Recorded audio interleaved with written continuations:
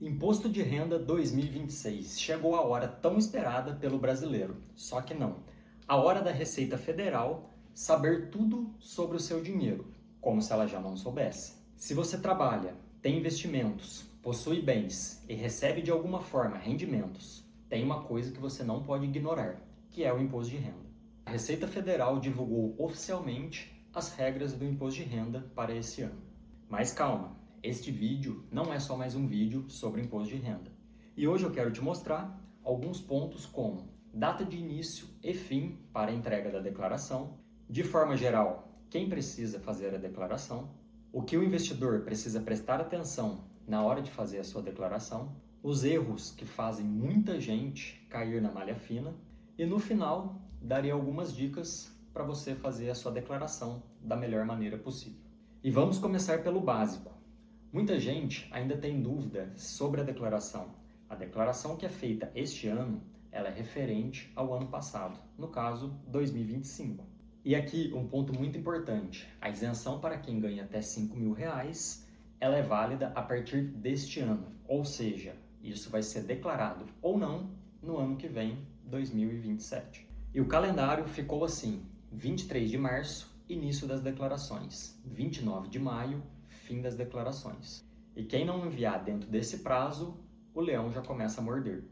A multa mínima para quem deixar de declarar dentro desse prazo é de R$ 165,74, podendo chegar até 20% sobre o imposto devido.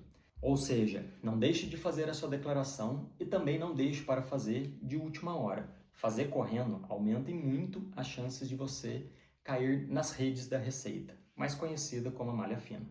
E uma outra dúvida comum é: este ano eu preciso declarar? De forma geral, precisa declarar quem recebeu rendimentos tributáveis acima de R$ 35.584 no ano passado, teve rendimentos isentos ou tributados exclusivamente acima de 200 mil, como poupança, verbas trabalhistas e dividendos, realizou operações em bolsas ou teve ganhos de capital, possui patrimônio total acima de 800 mil, como casas, terrenos, automóveis, lembrando que é o patrimônio total, ou seja, soma-se todos os seus patrimônios. E também, este ano, passou a ser obrigatório as declarações em bets, loterias ou casas de apostas.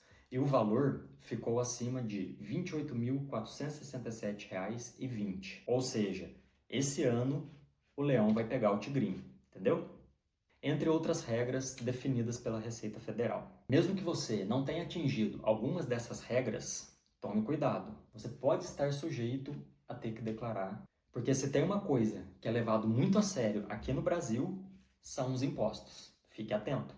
Agora vem a parte importante para quem acompanha o canal. Se você tem investimentos, precisa tomar muito cuidado com alguns pontos. Renda fixa, como CDBs, Tesouro Direto, fundos de renda fixa, entre outros ativos, eles também precisam ser declarados. Mesmo quando o imposto já é retido na fonte, você precisa fazer a sua declaração e informar esses valores.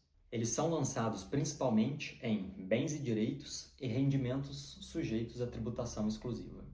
E lembre-se, investimentos isentos também precisam ser declarados. LCI, LCA, dividendos, poupança, mesmo sendo isento de imposto, a Receita quer saber de onde vem o seu patrimônio. Mas lembre-se, ela já sabe. Ou seja, isento não significa invisível.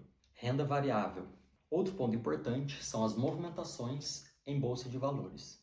Se você operou ações, ETFs, fundos imobiliários e outros ativos dentro da bolsa de valores, você também precisa informar. Posições em carteiras, compra e vendas, lucros ou prejuízos realizados. E aqui está um dos maiores erros dos investidores iniciantes: achar que a corretora resolve tudo, mas não. Ela até ajuda, mas a responsabilidade final é sempre sua. E aqui uma dica muito importante para quem tem investimentos, principalmente em bolsa de valores. Anote sempre a compra e a venda das suas ações, bem como lucro ou prejuízo. E não precisa ter uma planilha cheia de fórmulas ou extremamente complexa. Basta ter essas anotações em um documento qualquer ou até mesmo no celular, e o ano que vem você vai me agradecer. E agora, os erros que fazem muita gente cair nas redes da Receita Federal. A malha fina acontece quando a Receita Federal encontra divergências na sua declaração. E os erros mais comuns são esquecer de declarar rendimentos, declarar valores divergentes dos seus informes de rendimentos, esquecer de declarar dependentes, pois tem gente que esquece de declarar os dependentes. Imagina as outras coisas. Mas vamos continuar. Esquecer de declarar alguns investimentos, entre alguns outros erros que pode acontecer na sua declaração. E vale lembrar que hoje a Receita Federal, ela cruza dados com bancos, empresas, corretoras e até mesmo alguns cartórios. E como eu disse lá no começo do vídeo, provavelmente a Receita Federal sabe muito mais sobre o seu dinheiro do que você mesmo. E no Brasil, não entender sobre impostos e finanças é mais uma forma de você perder dinheiro. E como prometido, vou passar algumas dicas para você fazer a sua declaração este ano. Dica número 1. Se a sua declaração costuma dar imposto a restituir, tente enviar logo nos primeiros dias, para que você receba a sua restituição logo no primeiro lote. Além do que, você terá mais tempo para fazer uma retificação, caso for necessário. Dica número 2. Restituindo no primeiro lote, você pode investir esse dinheiro e aproveitar a Selic ainda em alta.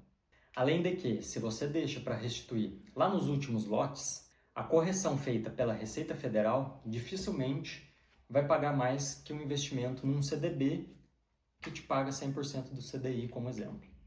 Dica número 3. Ainda sobre a restituição, se você tem esse dinheiro a restituir, você pode utilizar esse valor para pagar uma dívida ou até mesmo quitá-la. Dica número 4. Se a sua declaração dá imposto a pagar, aí você não precisa ter tanta pressa para enviar.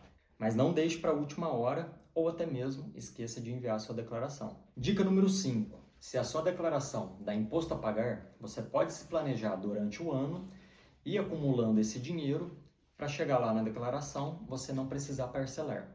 A Receita Federal, ela até parcela o pagamento do imposto de renda, mas é claro que ela cobra taxa e juros. E por fim, dica número 6, previdência privada. Além de ser uma ferramenta de planejamento financeiro, ela pode te ajudar e muito na sua restituição.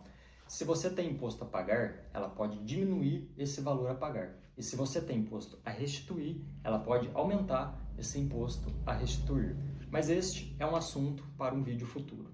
Essas são algumas dicas para te ajudar a tomar a melhor decisão na sua declaração.